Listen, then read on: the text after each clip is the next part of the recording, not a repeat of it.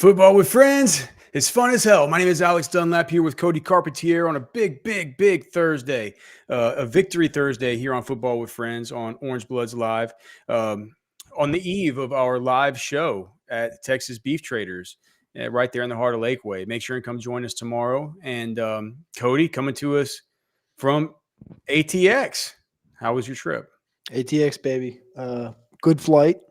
3.5 hour layover in Charlotte. So could have been better, but made it. All right. We did have a minor health emergency on the flight for the guy sitting right next to me. He was having an oxygen problem, but we didn't. I was scared we were gonna have to detour and land in the middle of Arkansas or something. Did you have to get up out of your seat for anybody to render help or anything? I did. I had to get up. I had to move 4 rows up. I had an aisle seat and I got moved into a middle seat for two sleeping people were in this row, and they're like, "Go sit up there." And I was like, "Really? Really? Can I just stand?" They're like, "No, we got to get somebody in here. We got to get this guy oxygen." I was like, "Come on."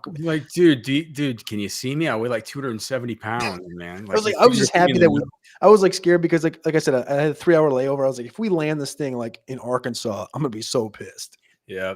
Are you gonna be? You think the Texas fans are gonna be pissed if Myron Charles commits to Florida after all this? Yeah, I think so. I think they're going to be. It feels like it's just tea leaves, right? It feels like it's writing on the wall. Writing on the wall. We should give the update. It's just it doesn't it's like the meme. It's like not great, Bob. It's indeed. It's just it doesn't seem great. So Myron Charles, of course, flips to Texas. Joins the class with Josiah Sharma and we've always talked about it. We consider Lance Jackson a dude that's going to play interior eventually, but kind of joins as the kind of the pairing there with Josiah Sharma to the Texas class for 2025. Much needed, really. And last week he was one of the guys that was going to visit Florida on the big Florida recruiting, Florida throwing all the spaghetti at the wall weekend. They even had Jamie French, all those guys, right? So Jamie French, it's like he gets out of there. He's like, oh, it's still Texas. I just want to go to a football game, whatever. We discussed that at length and about how with him it seemed like being close to home would have been the one thing that you would have worried about. He never mentioned anything about close to home, says he's still down with Sark's offense, all the rest of it. There's even stuff where is it confirmed that he's coming back in this weekend? Like there was French. French is, yeah. French was confirmed today. No worries there. Myron Charles, though, after going there last week and saying he had a good time, was supposed to come to Texas this weekend, and now he's going back to Florida with his whole family. That's the big key, I think. That's the big key is, he was there last weekend. He obviously liked it enough that we heard murmurs of the flip stuff, and then now he's going back with the whole family. So, I mean, if that isn't a tell, I don't know really what is. Yeah, we can talk about it more in a second, but you just sent me a private chat. I don't know what this is. I'm way too much of a boomer to go check X for notifications during the show. What is this going on? I went to retweet the show first off, and I saw that. So there was Michigan news that obviously happened in the last 20 minutes. You saw that, right? No. Bryce Underwood news? No, what happened? So Bryce Underwood, the number one recruit in the country, according to Rivals, the quarterback that's committed to LSU. Remember at one point it was DeCorian Moore and Bryce Underwood was the quarterback wide receiver duo at LSU. Of course, DeCorian Moore goes to Oregon. Bryce Underwood, as of about 15 minutes ago, flipped to Michigan.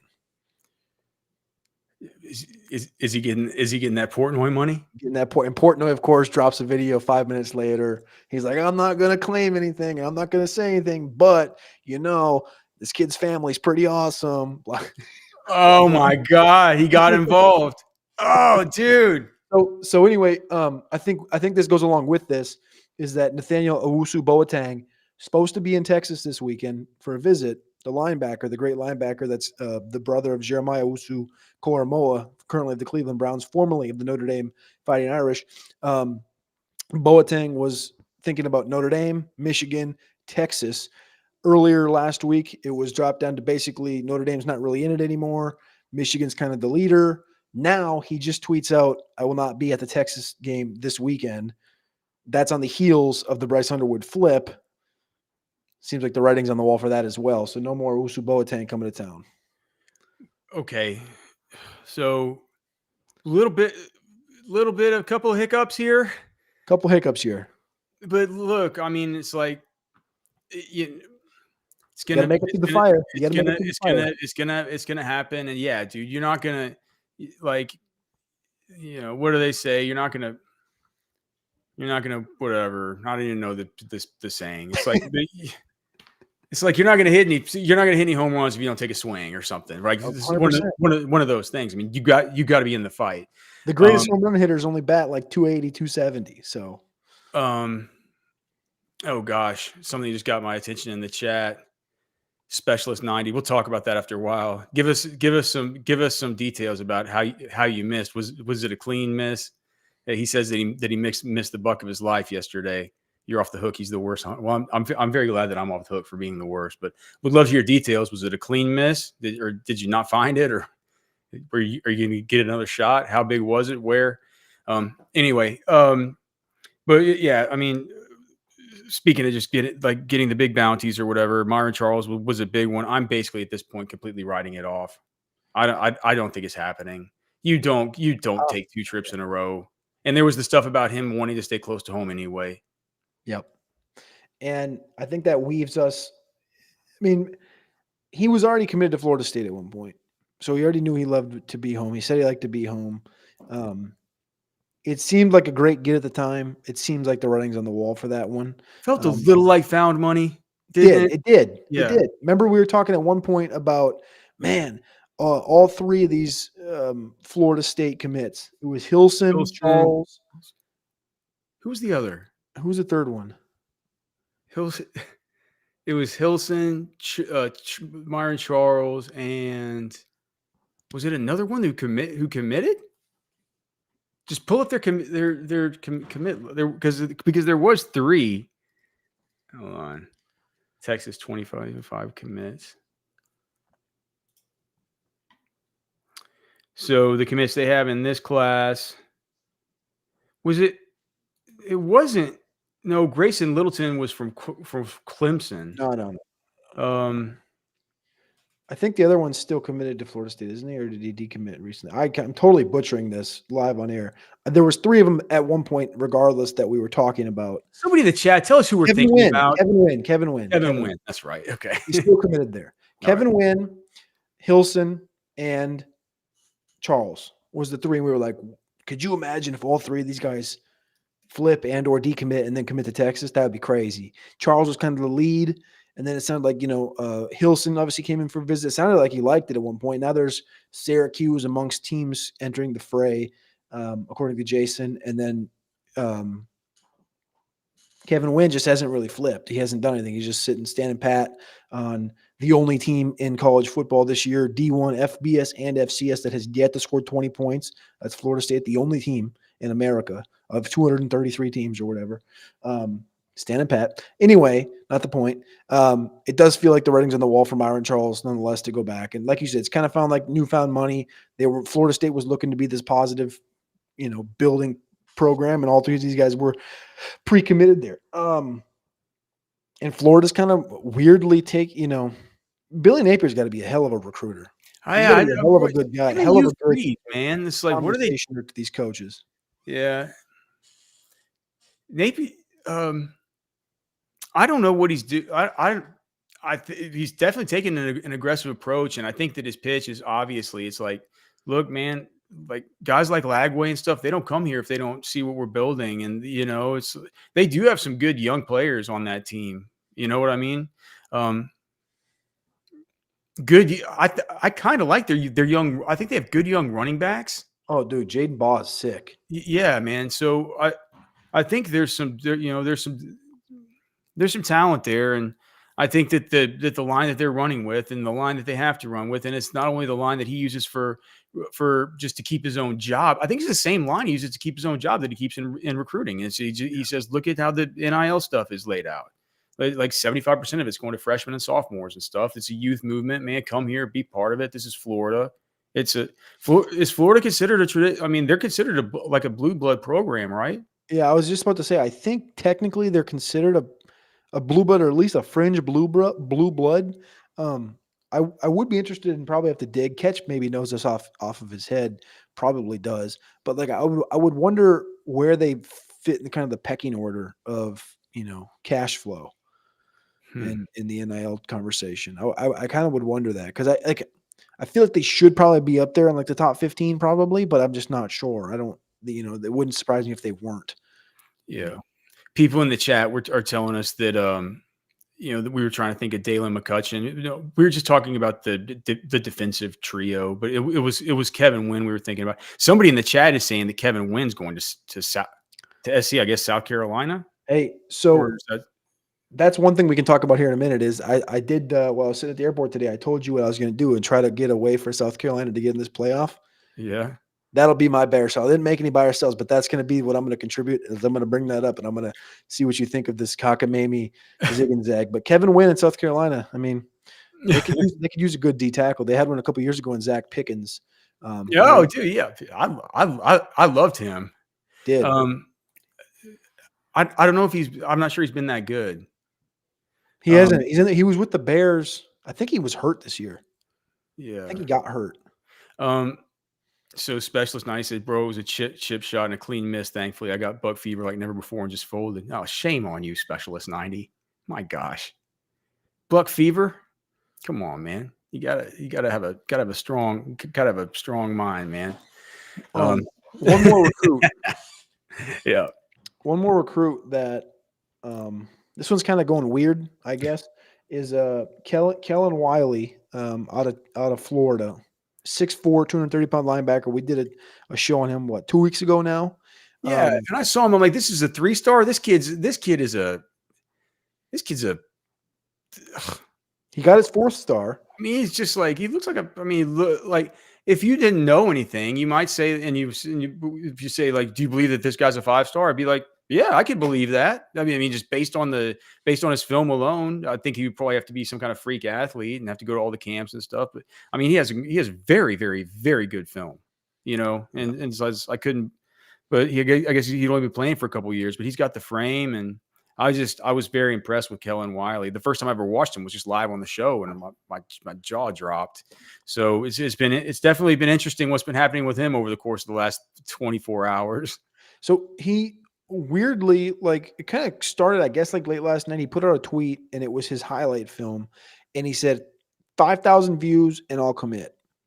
And I was like, that's not really that many. Like, maybe he did like 25,000 views. Like, you know what I'm saying? Like, stuff catches on, especially highlights in the recruiting realm. That thing hit 5,000, I think, within about 12 hours. Oh, because he did it like overnight. It was like 11 p.m. post, popped at like 11 a.m. He deleted it at about noon when it was at like 6,000. And then he tweets out, I will no longer be at Miami this weekend. The interesting story here with Miami is Miami was the first real, I don't want to say real team, first high-end team to offer him, right? It's been all the low-end schools, the FIUs of the world, Louisville, Maryland, stuff like this, he still has in his top 5 conversation. But Miami was the first one. Cristobal was the first one to really go after him. He just put out a top 5 list now in the last hour, or 3 hours, sorry. Miami and Florida, Texas, Louisville, and Maryland. So what was thought to be a 3-horse race with Florida, Miami. His cousin's going to Maryland, right? And he's got a couple teammates from Armwood that are going to Miami. So it was thought to be like a 3-horse race between Miami, Texas, and Florida. And then he took a official to Texas 2 weeks ago. Last weekend, he took an official at Louisville. And then this weekend, he was supposed to take his first official at Miami. He took a visit at Miami a while ago, but this weekend was supposed to be his official at Miami. He said he's not going. And then he tweeted like, not going to Miami this weekend for my official. Where are we at? Or something like this, right? He's getting a bit of I think he's got that rankings boost. He's getting a little bit of a big head. A little bit. And like, I don't think it's not due, but it may be just part of the process and being like not accustomed to the situation. Like his recruitment seems very different than any other 4 and 5 star that you're used to seeing, right? The 4 and 5 stars are generally in the realm as freshmen. as sophomores, and they He get just got dropped in the gladiator arena with all the others that have been fighting off the Tigers for the last 2 years. He's just like, what, he's just out there free. He's like, where do I put on the helmet? What do I do with the sword? You know what I mean? It's like, but he's, but then there was this stuff where I guess people were posting messages on some of the message boards that were allegedly from a family member of his, possibly his father, or at least claiming to be his dad. That was, and I don't have, what was the exact thing there? Just saying like, saying, so basically his recruiting rankings going up. So now they're just reevaluating everything or whatever else. Yeah. So basically there was a rumor on Twitter. I didn't go on the board. It wasn't on the Rivals board, the Miami Hurricane Rivals board. But it was rumored to be on a different board that said that there was potentially his dad. That's what they thought, but they weren't sure. Potentially posting stuff like, hey, the price has gone up. Did you see the rankings? His ranking went up. That means the price is going up. And that this was pushed towards Miami because it was on the Miami board. And a lot of the Miami fans were like reacting like, yo, who do you think you are? Like, Cristobal is the one that gave you the first offer, all this different stuff. So it's just kind of becoming seems like it's becoming a little bit of a muddy situation with Miami, which was at one point was looked at as, I thought a week ago, was the favorite. I would have told you he's probably going to go to Miami over Texas about a week ago, just by reading tea leaves and listening to people like I do. And now he's not even going there to take his official. Thought that's kind of interesting. I don't really know what to make of the whole situation. Again, it's all kind of hearsay at this point. I haven't been on those boards. It's kind of hard to clarify who somebody is on the board, even if they name themselves. Yeah. What they name themselves. Like Kellen Wiley's Kellen Wiley Jr. Like, it'd be pretty easy just to go on a board and name yourself Kellen Wiley and be like, I'm his dad, or like, crazier things have happened on boards. Oh, dude. I mean, yeah. I mean, crazier things have probably happened this month on Orange Bloods, but it's just like people lie about who they are and stuff. But here's the, do you know what the other thing is though, Cody? What the craziest thing about Orange Bloods is? It's like there are people on there that you would never expect. Yeah. And I don't want to, like, I guess I probably could say, I mean, I wouldn't be outing them by their usernames or anything, but there are people who I know on there that are famous. You can probably think of who they are. A lot of them are ex-players, but there's some that are just famous people on there, and they don't really post much or anything. But man, on those message boards, it just goes to show, like, you never know who's who really at all, is what I've learned over the years. Watch your mouth. Yeah, for sure. And seriously, man, stick a bunch of just delicious beef from Texas Beef Traders into your mouth tomorrow. Okay, we're asking you, come on out to Texas Beef Traders for our live show and meetup. That'll be live from Texas Beef Traders, 5:30 to 7:30. Cody flew in just for this show. It's a live show. It's a lot of fun. We'll be on air just like usual from 6 to 7, barring any knock on wood, barring any technical difficulties. Even though we haven't really had any so far up there. Don't be bringing that stuff up. But yeah, man, we'll be on air. But come see us beforehand. We'll have free beers up there. We're going to have free sliders. I was talking to Darren yesterday. It's going to be a mix of all kinds of different stuff, but everything that him and Shay cook up is always great. Shay's an incredible chef. They'll have stuff. They'll have, if you want to taste wine, they'll have all that stuff. They're all sold out of beef jerky, I think. So we might not have beef jerky to give out, but we'll have snack sticks and we'll have the little beef tenders and all the rest of it. It's going to be a ton of fun. It's all free. Just make sure to come out, check it out. Come say hello to us. Come see us in person. Let us put a name with a face. I'll never forget meeting like Sandman, and just seeing, oh my gosh, Sandman's actually like an upstanding young gentleman and not a complete degenerate like I'd always pictured. So Money B says he's going to be in the building. What? Money B claims he's going to be in the building. We'll see if he shows. We'll see if Money B shows. I still need to show him. I still need to show him what's what in a game of cornhole. So. We'll have cornhole. We'll have ladder toss. We'll have beers. It's going to be fun. So Texas Beef Traders, come on out tomorrow. And make sure to go check out Texas Beef Traders. I put up the QR code here for the beef jerky. We're all out right now, but the new order's coming in early next week. So if you want to get some before it sells back out again, make sure and go get it. I'll put the beef jerky link in the chat. But it's delicious beef jerky, and it's made from sirloin. and it is all the same meat that we always talk about there at Texas Beef Traders. So go check them out. They're great sponsors. Do Okay. you want to talk about Sark next, or do you want me to show you this projection I Let's got? show your cockamamie South Carolina. Dude, Your dream come true. I told you yesterday I was going to do this, It's and going to involve Texas losing its last 2 games, isn't it? no, incorrect. Okay. All right, ready? Okay. Here you go. Oh my God. So this is the result. The result is why, if you look on the far left, those are the current rankings today. The seedings on the far right are going to be your seedings after the conference championships. All right. This makes South Carolina the first team out. So I didn't get them in doing this because I didn't want to get too cockamamie. If you look at it left to right, where the green stripes are at, you'll see next week, which is currently this week. So Ohio State plays Indiana, et cetera, all the way down. So I have Indiana losing to Ohio State. I have BYU losing to Arizona and Army losing to Notre Dame. Those are your 3 top 20 losses. And then your new ranking, which doesn't really matter, but it's there. Following week, I did give Tennessee the loss at Vandy. That was kind of the big one. All right. I had A&M losing to Texas, and I had Clemson losing to South Carolina. Those aren't too cockamamie. Like, would it really surprise you if Vandy beat Tennessee at home? Would it really? No, especially if Pobby is back. Exactly. So then you go into the conference championship, and at that point, South Carolina's 14, and then these are your matchups: Oregon, Ohio State. Ohio State wins. Alabama, Texas. I gave Alabama the win. Miami, SMU. I gave Miami the win. Boise, UNLV. Gave it to Boise. And then you saw Oregon drops down here to the 5th. Actually, I gave them the number 2 overall, but the 5th seed. You have Texas dropping down to the 8th seed. You have Colorado as the 11th seed as your Big 12 champ.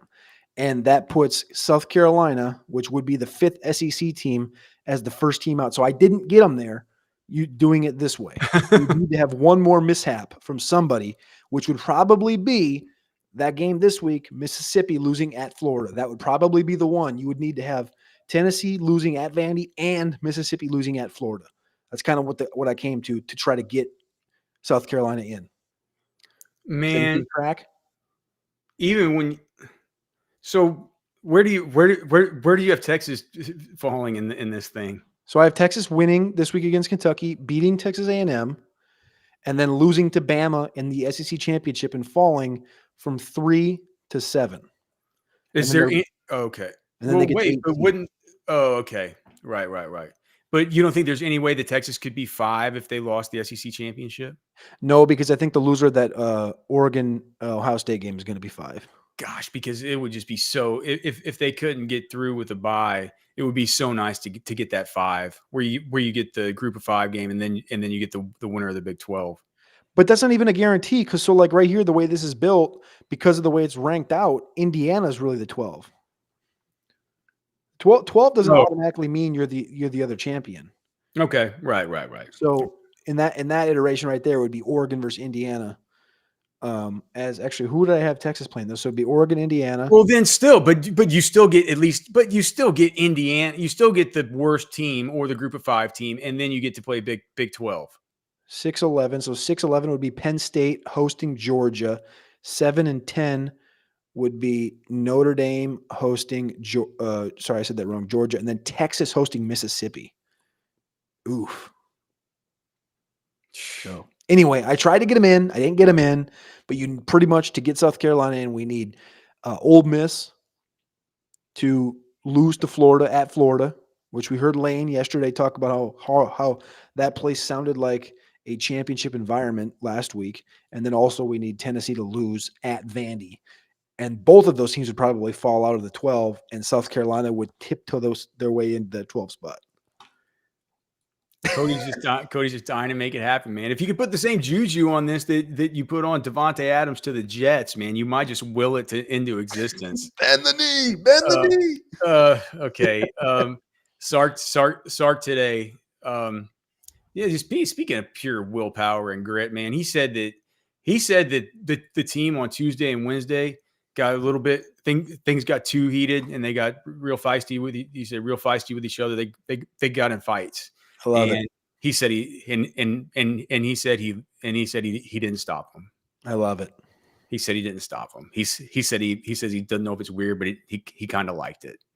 And I think it's cool. He's just like, people followed up with Kirk Bowles asked him, was like, feisty, like, what do you mean? And he's just like, well, he's like, it was some of the, he said he said he really liked it because it was some of the younger guys chirping at some of the older guys. And he said that and they got in a fight, and he didn't stop it. He kind of let it play out. And he just said that at this type of at this point in the season, like the practices can get so monotonous, and you know how it goes, Cody. You get to this point in the year and you're like, you start to not, you know what I mean? It can be monotonous. It can be a bunch of stuff. But what is it? Is there something in the chat here? Did Arch finally throat punch Quinn?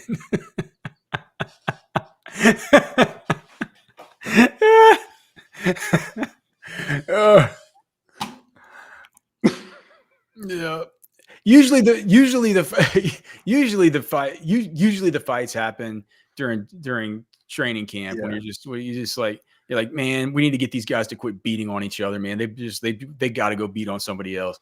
But at the end of the season, you're usually a little bit worn out, and you just kind of it's a monotonous thing. You're like, oh, it's another Tuesday, it's another Wednesday. At the end of practice, we have like gassers, and we have this and this, and you know how it goes. And he's like, he's like, it's not this, it's not something where you're so intense. You got fights breaking out. Maybe these if it's the young guys too, like the young guys are coming in from with a high end recruiting class. They all, I mean, who all the young guys are that are getting reps right now.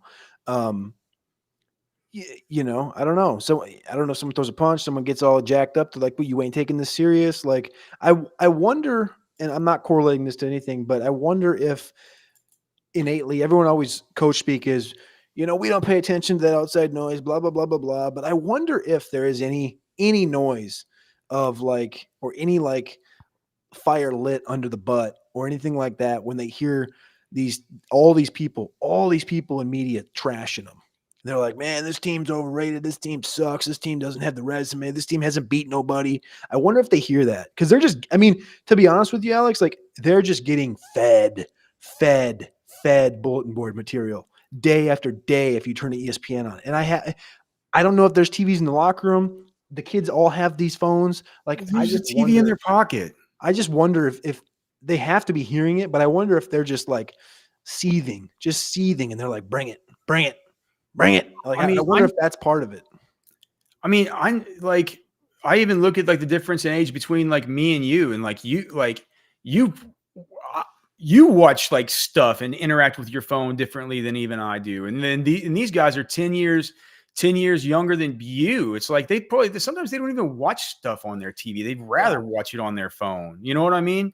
It's like it's wild. So yeah, man, and they're plugged in. They get notifications when their name pops up on social media and all the rest of it, and they see this stuff. And yeah, I agree. What Sark says is, he tells them not to pay attention, but he understands that there's no way that you can't not, like he says that they're going to hear stuff. It's all about just, staying focused on what's ahead of you. But I would say, yeah, I don't necessarily think it would be a negative to pay attention to people saying all this stuff about you that you can use as motivation. That isn't a negative that comes away from this stuff. And here's the thing. It's also stupid and cockamamie. We talked about it yesterday. These people are talking out of both sides of their mouth. Yes. One minute. Yeah. Walks right back. It's like, tell us whether Texas is good or whether Texas is bad, and then you can make your arguments. Well, Georgia's best win is Texas. Okay. Texas isn't good. Okay. Texas's best wins aren't good wins. Okay. Well, then why is their third best win better than Indiana's best win? Like it just, none of it makes any sense. So what I've kind of thought, and Alex, this is a mainstream thing, is it's another version of the mainstream media, and I'll just leave it at that. And it's just that's everything everyone hears. I think when you actually dig down and look at the answers and the answer key they're giving you is that, first off, the one big thing I think is that the committee really takes into account the second loss. So I think a second loss would hurt, but I don't think it would kill you. And I think at this point in the season, as the weeks go by, when you're ranked up this high, I can't rationalize this one, Alex. I can't rationalize going into the Texas A&M game. And let's say, for example, I think Ohio State wins, but let's say Indiana wins. Listen to this. I think Ohio State wins, but let's say Indiana wins that game by 3 against Ohio State this week. Okay. Texas becomes the second-ranked team in the country. Okay. Right? Think about this. Texas loses to Texas A&M by 10. Do you drop them out from 2 to 12? Oh, well, Really? I'm not sure. So that's an interesting point. So It's dumb. You can't tell me that's the second best team you've seen in football and then drop them out of the dang thing. Doesn't make any sense. And that's not that far from 3. 2 to 3 is really not that big, obviously. You know what I'm saying? How much sense would that make? How cocky maybe do you have to be as a committee to go, that's the second best team in football, and then they get beat by the team you think is like 14th best in their house, and when you think it's one of the hardest places to play, and they talk about when and where, etc., and they lose by Texas hasn't actually lost by more than 7 outside of that Georgia game but like one other time under Sark. So let's just say they lose by 7. There's no way you can tell me that's the second best team in football and then drop them out to the top 12. Well, I certainly agree, but you have everybody talking about the different strength of schedules and everything like that, and the quality wins and all of it. Like, it's what you hear, and I always keep coming back to, it's like, well, who did you lose to that Texas has beaten? You know what I mean? Like it's just there's all kinds of checks and balances and stuff like that between all these teams, and I've gotten just in following this and doing the CFP ranking drops, reaction shows, and things like that. There have been subtle things, and we can't go over every single one, but it's like it's pointing toward respect to Texas. It's pointing towards the fact that they kind of like Texas, even though we might be hearing from your guy Josh Pate. I saw something on I don't listen to his show, but not that I think he's bad. I just don't have really time. You don't think they deserve to be in? Yeah, well, he says if they lose 2, they don't deserve to be in. And I just saw a clip saying that. Or he said that like they shouldn't be in. Yeah. So but see, that's an educated voice in the space who has a differing opinion. To me, it's just like before we even have this discussion, and I see Hacker in chat. Good, it's good to see old Hack back. It's like I don't think the committee needs Texas, but gosh, I think they would like to have Texas. You know what I mean? And yeah, I think you're right. If they got up to, for some reason, it feels whenever Georgia took on its second loss, do you remember how far they dropped them? Was it like 8 spots? Yep. 3 to 11, right? Yeah, but then they ended up being the first one out. I don't know. That's what I'm saying. I think they weigh that heavily, but yeah. We'll see, man. Like it's like everybody's saying, dude. It's like just win the football games. Your favorite in both of them. The standard's the standard. Let's see. What else did Sark say today? There wasn't really too much, man. And the weird thing too, like I don't want to keep talking about this, but the weird thing that they did talk about in that teleconference on Tuesday night was also like taking into account specific games, where the games happen, when the games happen, and sectioning the games up and looking at teams and how they play like in halves and quarters and stuff. And like I'll keep going back. I'm just going to keep saying it until the whole thing's done with. But that one half is the best half of football Georgia's played all year. And it's arguably the worst half of football Texas has played all year. And it just happens to be what it was.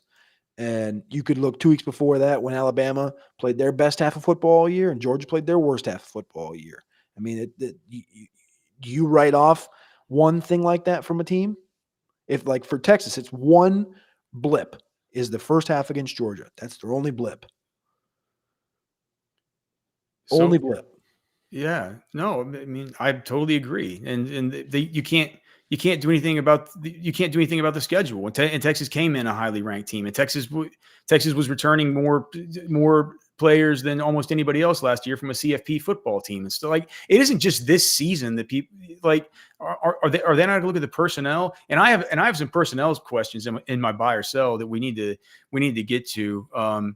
Before we do, is there are like 1,000 people in here right now. So thanks to everybody for being here between X and YouTube, and we can interact with you guys in the Specs chat line. Thanks to our good friends over at Specs, who I'm actually going to be going to visit right after the show's over because I am out of tequila, so I'll be seeing these guys soon enough. Did Matthew McConaughey? Specs same-day delivery can save the day with our Specs app or online shopping.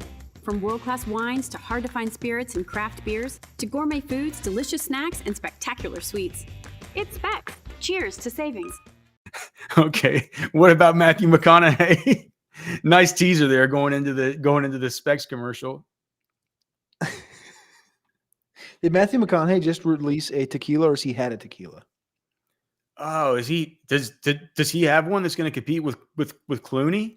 If it tastes as good as Casamigos, I'll buy McConaughey's for sure. So I think it's called pantalones, like pants in Spanish. Pantalones? No, I haven't heard of it. So here's the reason that I thought of it. So McConaughey, I don't know if you've known this or not. McConaughey's been on like a podcast tear the last like 2 weeks. Is he going on Rogan? A ton of pods. Was he on Rogan? No, he hadn't been on there. I just listened to 2 of them this morning. He was on what's the name of the one? The one I can never remember the name. I listen to the pod every once in a while. Tetragrammaton with Rick Rubin, and then he was on Modern Wisdom as well. He was on something else though too. But anyway, he's been making rounds on pods nonetheless. I feel like he was on Rogan. Maybe he wasn't. But anyway, it doesn't matter. But he was talking about a book he wrote, and he's also talking about a tequila. And so I just looked it up. It's Pantalones. You have to see if it's there when you stop. Oh yeah, dude. I'll buy it. It's probably super expensive. It looks like it's a no free shout outs, Matthew, because we know you're watching. But how much is it? Does it tell you how much the Reposado costs? 60. Wait, the Blanco's 55 and the Añejo's 67 for a 750. Reposado is 61. Woo, that's a lot for a 750, Cody. I'm not sure I can do it. I love McConaughey. 62 for a 750 Reposado. That could be a little too painful for me when I can get a whole big like 1.75 of Hornitos for like $39.99. All right. You want to do some buy or sell? Oh, wait, let me just see if there's anything else here. I just don't really. I mean, he's just got asked a bunch of. He played against like Mark and Mike Stoops and stuff a bunch whenever they were all in the Pac-12. He's got asked about those guys, and all he says is how much he respects them and stuff. He did say that they got rid of all their emotional stuff for the seniors at Thursday post practice. So I'm sure there was some crying and whatever else they do. Is Quinn going to go nuclear one of these games? Who? I mean, I guess that's a good buy or sell. I should have just waited. Is who? Is Quinn going to go nuclear one of these games? Well, like go like Oklahoma State. Yeah, is he going to go nuclear? He needs to. I mean, it's feels like he's got to get back in the wagon. And I've talked. I think he's back. What? I think he's back. He didn't look. He's back to. It looks like he's back to health. Yeah, but all this stuff with just getting his eyes down and just just looking like he didn't really know what was going on after that first read in this last game, and just the struggles with navigating the pocket and all the rest of it. Like I said, I'm not concerned. I'm not concerned with it. It just felt like it was in that last game, it just felt like there was a lot of things conspiring against Quinn Ewers, and I really thought that DeAndre Moore was set to have a big game based on the way that they were setting up with those 3 safeties. Mm-hmm. And you get Silas in there. He's just not the same kind of receiver. He can't settle into those spots. Quinn doesn't trust him. Silas a bit erratic, isn't he? He's not just he's erratic in the way that he even moves. That's what I'm saying. Everything's just a bit erratic with him. Yeah, it's like and whereas like DeAndre Moore is the opposite. It's dependable, smooth, svelte, just different. And so I was like, man, this is setting up to be a good spot for DeAndre Moore and Gunnar Helm. And then Gunnar Helm, it's like he has the one drop, and then Quinn has two passes to him where he was relatively open. One would have been for a touchdown, and there was the one down the left. So there was the one down the east sideline, and or that would have been down the, I guess I don't know whether it's east or west up there, but down the left sideline. And then it was, and those were uncatchable footballs, right? I think Bolden had a drop. It's like, and then Kelvin Banks, one of the sacks wasn't that bad of a sack, but he did allow one bad sack. He allowed two really bad pressures. It's like, these things are not things that you're used to seeing happen. So I have hope that maybe this week, he can get on the right side of it. The only thing is that Kentucky, if they have been good at one thing, it's been sort of just limiting explosive plays. You know what I mean? All these games that they play, scores have stayed relatively low. If you look at their schedule, especially in games they stayed close in. And what you were reading off yesterday about how they kind of get up, they kind of get up early and for the first half, Yep. These games, and then except for Florida, that was the one outlier. Yeah, petered away through the whole game. So I don't know. I mean, I want to see the big game. I almost think it's like it would be more like Quinn to have another game here that was like pedestrian, and then just the big game shows up at night, going to some other place, and Quinn goes and lights up A&M or something. You know what I mean? It's that would be just, yeah. All right, buy or sell. Assuming Texas loses out on Myron Charles, getting a D lineman who can immediately contribute becomes the number one priority. Buy. In the transfer portal. 100%. As long as they keep French, 100%. If it is the number one priority in the transfer portal, they're going to need to take a different approach than they did last year when Nolan was available. Well, when, God forbid, Bear Alexander, that probably would have been bad. That was just as bad as Tia. I mean, maybe it wouldn't have been as bad as Tia Savea, but it would have been. Well, Savea has been a nothing burger. He doesn't even play. I mean, Bear's been a nothing burger. He's just been sitting at his penthouse on the beach. He hasn't really been playing much, but I think for some reason, I don't think he would be like that if he was on this. I'll bet you if he would have come to Texas and played with Anthill, or if he'd have gone to OU and played with Billy Bowman or any of those dudes that we played with on that sick high school defense, I think it would have been different. Mm-hmm. You know what I mean? But it's fair. Yeah. With the way Collins has been playing, I'm not sure. No, Broughton was playing really well to start the season. Now Collins has just turned into a goat. I'm not sure how much he would be really, really playing, but both those guys gone. And you look at who Texas has with just Sharma really coming in. We expect Lance Jackson to probably make a move there, but Broughton's gone, Collins is gone, Savea's gone, Norton's gone, Lole's gone. Jerry Bledsoe's been you got Bledsoe, Bryant, Sadir Mitchell, and Alex January returning, and January's played more than any of those dudes. I think you feel good enough about the depth, but I think you don't have any. It's just like it's not just like, it's similar to the receivers of last year where you're like, well, there's enough there, but it's just no top of the line guy. And I think that's the reason that it's the number one priority in the transfer portal. It seems like this offensive line thing's going to shake out the way it's just going to shake out the way it's fine. It is what it is. And if a tackle or something or a guard opens up in the portal, they may do that on offense too. But I don't think that's the number one need. The need's going to be the D tackle spot. And it's going to be just like, they need to have $1 million ready to get the best one. More than $1 million, probably. You're going to have to get the Walter Nolan of this class. Well, that's $1 million. That's $1 million, right? That was $1 million. Well, I think last year what the NIL guys were saying last year was that the Walter Nolan stuff was $1 million, and they just weren't really sure. But everything's going like this, Alex. Yeah. So I mean, and Nolan carried a big name. We're talking about D tackle. Before we jump off of D tackle, Dane Brugler from The Athletic, NFL draft analyst, had a column today. 5 NFL draft prospects rising into the top 100 mix. Others to watch this weekend. So he had 5 names here rising into the top 100 on the season. One of the 5 names he chose to write up was Alfred Collins. Well, I mean, it's like, I mean, you're getting the newspaper 2 weeks early here on Football with Friends. It's just like, I mean, the trends have been completely obvious. Here's a question here from Brad C. And again, thanks to everybody for being here. We're here every night, 6 to 7 p.m. Or every weeknight. Of course, tomorrow night we'll have the live show at Texas Beef Traders. Please come on out and check us out right there in Lakeway, Texas. Texas Beef Traders. Get some free food, free beers. Come hang out with us. We're gonna be talking and throwing cornhole and ladder toss and just drinking, hanging out, doing the show. So come watch it 6 to 7. But we're here every night, or you can watch it the next day, which is how most people do it. This is a buy or sell question that I had for you, Cody.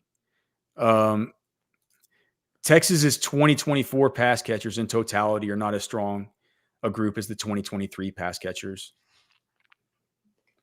Now that we have 10 games, I mean, we can now talk about it. A.D. Mitchell, Xavier Worthy, Jordan Whittington, Jatavian Sanders versus Gunnar Helm, Isaiah Bond, Matthew Golden, DeAndre Moore, Ryan Wingo, Silas Bolden.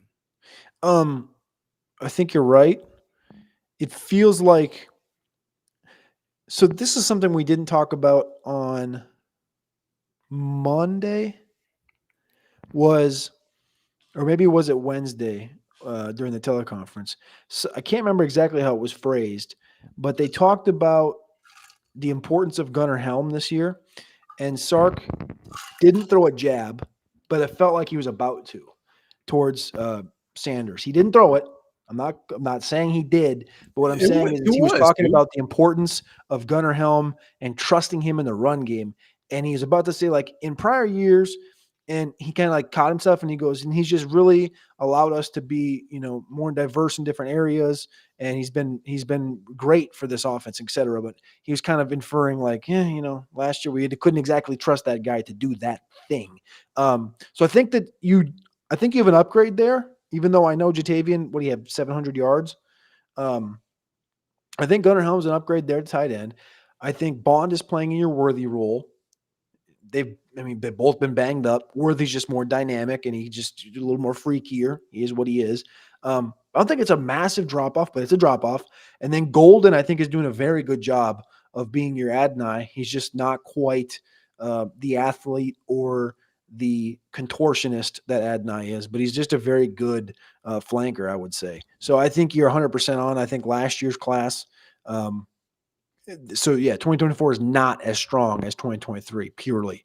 But DeAndre Moore's doing a really good job in the Whittington role, but Whittington showed up in the big games. He showed up in the Oklahoma game, showed up in the Washington game.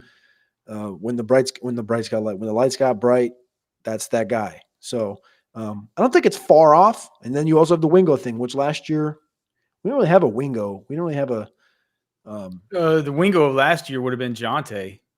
Yeah, but he didn't do anything. Yeah, a couple plays here and there. Wait, 8 catches? Yeah, but we're not counting the spring game. Okay.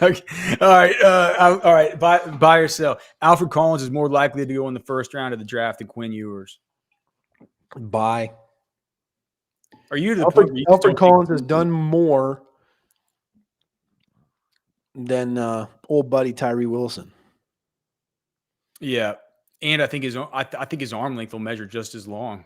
So, maybe not his arm length, but I think the wingspan. If they talking about a wingspan for him like 85?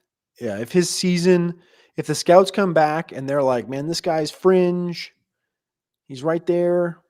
First off, I don't think Quinn's a first-round quarterback right now. He would have to have like a C.J. Stroud type playoff postseason. Remember how Stroud went up against Georgia, showed that he could run the football, showed some different things, and kind of really elevated himself into that top 5 conversation. Quinn would need to do that to put himself back in round 1, I think, at this stage. Whereas Collins, he's on such a right now that I think he's pretty much locked into like round 2, and he can continue to skirt up and up and up and up. And then if they get back with him with second round grades, let's just say second round grades flat, and then you go to the offseason when you get the combine and you get the measurements and all this other stuff, I think that's going to continue to vault him up. You can just see him being one of these. I Like mean, a Lucas Van Ness thing, or like they're just get to be these buzzy players, man. It's like been bingo. the same for the last 13 years, going to all these events. It's like They're gonna walk in and be like, "Dude, look, you see Alfred Collins?" And he's like touching both the walls at the same time. Be like, but yeah, man, I've been seeing him. I've been waiting on this for 5 years, right? Yeah, for sure, dude. We're both wearing poncho hoodies. I got mine's the sage green. Yours is what is it? You call it steel blue, something like that. Blue sky. It's something, man. Poncho just makes awesome clothes, dude. We can't thank Poncho enough for being such great sponsors here on Football with Friends. I just got a new shirt in the mail. Cody's got a new one waiting here at the house that he'll be able to he'll be able to pick up whenever I guess he's already in Austin for sure. But we love Poncho. They're the only shirts that you'll need for whether you're out hunting or fishing or just out playing golf, going to church. At the football game, buy a burnt orange one. I'm getting my son a nice burnt orange one for one of his Christmas presents. I was just about to say, don't be too loud there. Yeah. So, yeah, man, make sure and go check out Poncho Outdoors. We certainly love those guys, and we can't thank them enough. They are Longhorns to the bone, and they make great quality apparel that is guaranteed for its lifetime. Bro, dude, I got on the flight today, and it was funny. There was I had the situation going on right here next to me in the same row, but 3 rows up, the loudest people on the plane. So I had a baby 3 rows behind me, and 3 rows up was the loudest person on the plane. He had an Aggies hat on, and his wife was a Kentucky fan. And then they sat next to some dude with an SEC sweatshirt on, and they talked about football the whole time, and they were just yelling. And this guy's like, "Man, I'm an Aggie fan." And did they have good takes or bad takes? And it's just like blah, blah, blah. And then they're like, Tennessee deserves to be in over Texas, blah, blah, blah. Anyway, I didn't say anything to the guy because he had a white short sleeve poncho on. There you go. Maybe he listens to the show. He might. Speaking of listening to the show, I'm gonna put the QR code back up for the beef jerky. The best beef jerky you could ever get is the beef jerky from Texas Beef Traders. The Football with Friends beef jerky is indeed tasty as hell. You can get it in jalapeno garlic or in cowboy blend. It's amazing. Come to Texas Beef Traders tomorrow, and hopefully they might have some that we can give a try. We did sell out of the last batch, and we'll have a big announcement about a new product offering that we're going to have very soon. That is going to be the coolest thing that we've ever done. So we cannot wait for that. But there's the QR code for the beef jerky. Cody, well, before we get out of here, just a couple other quick ones. Buy or sell. There's a 40% chance that A&M loses to Auburn this weekend. No, sell. I think it's probably closer to it's probably in the high 20s, maybe 30. I don't think it's quite 40. I'd like to say it is, but I think Auburn's a devil to fight with, especially at Jordan Hare at night. It's gonna be a situation. They're gonna have to deal with it. This is gonna. I mean, if they're not ready, if A&M doesn't show up ready to box, they could. I mean, this Auburn team has nothing to lose. All they have is to gain. They have to gain recruits. They have to gain confidence. They have, hyper dynamic good receivers, Cody. They have good receivers. Sickos. Yeah, man. Andre Lambert-Smith is still trying to build an NFL draft resume. Like, there's plenty to go around at Auburn right now. If A&M don't pack their bags and pack a lunch, they could get slapped in the mouth in the first quarter, and they could be down 10-0, 13-0 right quick. So I'm gonna say like 30-33%. I was reading something earlier on just like the ESPN FPI, or I don't even know what that really is, but or it's probably cockamamie. Fugazi prediction indicator. Okay, but they're saying 43% chance for of A&M winning. No, Auburn. Oh, sorry, Auburn winning. Yeah. So, well, Hugh Freeze didn't even know that it mattered as far as the playoff goes. So, yeah. Well, it's certainly. Maybe that's just Hugh Freeze being yeah, Hugh Freeze is a snake, dude. Okay, a couple more quick ones. Kentucky's a tougher test for Texas than Florida. Yes, only because Legway didn't play. Okay. If Legway would have played, Florida's a tougher test. I told you this before the year started, that Florida was the game that scared me. Florida was the game that I predicted that they would lose. It felt like a trap spot. Kentucky, we knew was going to be tough. I didn't think they'd have to worry about getting up for Kentucky. at this point because I thought Kentucky would be a 7-8 win team. So I think Florida would have been tougher with DJ. Kentucky's now tougher than Florida because of that. Do I have any more? Oh wait, I do. So this is kind of goes with what we talked about earlier about with NIL stuff. If your kid got a big NIL deal, would you let him or her do whatever they wanted with the money? No, I would give like $1 million deal. Is that what we're saying here? And you got to remember your kid. I guess it would matter technically if they're 17 or 18 when they got the deal, because if they're 18, they're technically an adult, so you can't really let them. But I mean, if I know kids, like when I was 18, I was still doing what my dad said. You know what I mean? Correct. If you're a real parent, yeah, your kid respects you at that age, yeah, and you're fine. So if my kid got $1 million deal, I would tell them, hey, listen, 90% of this is going to go in this right here, and it's going to make money, and you're going to get 100. It's going to be parsed out quarterly. It's going to pay for everything you need. If you need anything, you come to me. I'll pay for it. Yeah. But that money is going to be for your future. It's yours. It's for the future you, right? Yeah. I gotta make sure that the future you is taken care of because I'm your dad. Yeah, I'd be interested to know how that works with these families when we're talking. It sounds like the Arch thing. I mean, he's in a different family, but the Arch thing sounded like he didn't touch any of it, right? Right. Well, it's such a new fun. I'm sure that eventually I'll talk to some dad that, has been in this situation, but it's so new. I just kind of wonder how they handle it. Do they hire like a financial guy to deal with their kid with it? Probably different because not everybody makes $1 million, right? If somebody's making, what's the offensive lineman thing? 55K or something, 50K? Pancake Factory's 50K. Yeah. Like that might be a little bit different as far as, yeah, assuming they have a scholarship to the school and then it's like 50K on top of it. That's like they're, they got bills to pay. I don't know. Yeah, man. All right, buy mom a present. Do you have any prize picks? You had a prize pick show today. Do you have any prize picks for tonight's game? Man, it's just with the rain and the snow. I don't have any that I truly love. I'm thinking about going under like lowers tonight.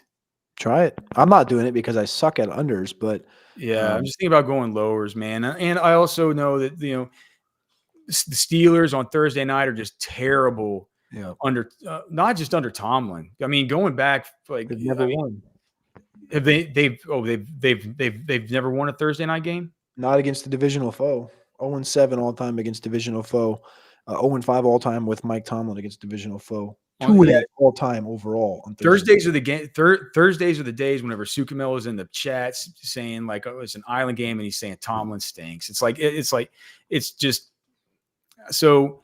I think I'm just going to take the lessons with like the Pickenses and those kinds of guys. In the rain, deep shots. I don't see it happening. Maybe I'll take a lesson on Freiermuth, who Russell Wilson just doesn't believe exists. He's got 1.5 receptions, I think is his number. You got to take the under on this one, right? Mike Williams, 6.5 yards. Well, he's just not part of the game plan. So yeah, I'm not touching that thing, but supposedly Russ was saying Mike Williams' name during the gospel this week. So, all right, now you can email us fwfemails@gmail.com. You can find us on X at Alex Dunlap NFL and at Cody Carpentier. Again, we're here every weekday, 6 to 7 p.m. here on Football with Friends. We always like to talk football. We get in, we get out, no filler, no junk. We really respect your time and we appreciate you being here. The most important thing you can do for us is just to come back and watch the show, right? But we would also appreciate you liking the show, subscribing to the channel. That would be fantastic. Please give our sponsors a look, Texas Beef Traders. Please come out tomorrow night, Friday night, 5:30 p.m. to Texas Beef Traders. You can come watch the show live, drink some beers with us, eat a bunch of free food. This can be really, really good. Support Poncho Outdoors, support Specs, where I'm heading right now. Love you guys, man. God bless all of you. Thank you for being here. For Cody, I'm Alex. We're done.